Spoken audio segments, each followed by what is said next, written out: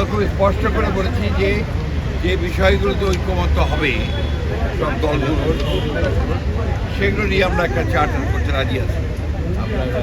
এবং তারপরে সেটার উপর ভিত্তি করে আমরা বাকি নির্বাচনের দিকে চলে যেতে পারি এবং বাকি সংস্কার যেগুলো আমরা একমত হব সেটা আমরা অবশ্যই আমাদের রাজনৈতিক দলগুলো যারা নির্বাচিত হয়ে আসবেন তারা সেগুলোকে বাস্তবায়িত করার ব্যবস্থা নেবে।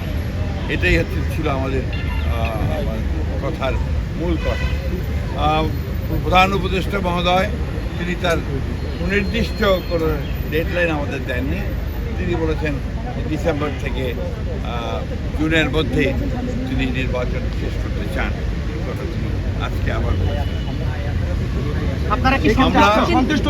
আমরা একেবারেই সন্তুষ্ট নই। আমরা পরিষ্কার করেই বলেছি যে আমরা ডিসেম্বর যে কাট আউট টাইম, ডিসেম্বরের মধ্যে নির্বাচন যদি না হয় তাহলে দেশে যে রাজনৈতিক পরিস্থিতি, অর্থনৈতিক পরিস্থিতি এবং সামাজিক পরিস্থিতি সেটা আরও খারাপের দিকে যাবে।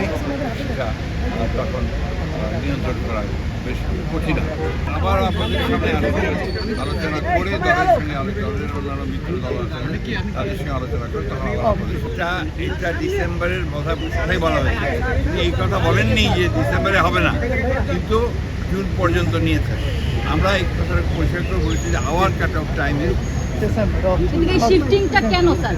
এটা আমি বলতে পারবো না। ওনারা একটা একটা করে আসলে আমরা উত্তর দেওয়ার সময় হবে। স্যার ডিসেম্বরের মধ্যে যদি নির্বাচন, এর আগে আপনি বলেছিলেন যে প্রধান উপদেষ্টা বলেছে ডিসেম্বরের নির্বাচন হবে, আজকে কিন্তু স্যার সেই শিডিউল পাওয়া যায়নি। আপনারা কি করতে চান? আমরা একটু বললাম আমরা আমাদের দলের সঙ্গে অন্যান্য দলগুলোর সঙ্গে আলোচনা করে আমরা একনল হ্যান্ড ওয়াশ 100% প্যারাবেন ফ্রি, তাই নিরাপদ হাতের জন্য আস্থা রাখুন একনলে।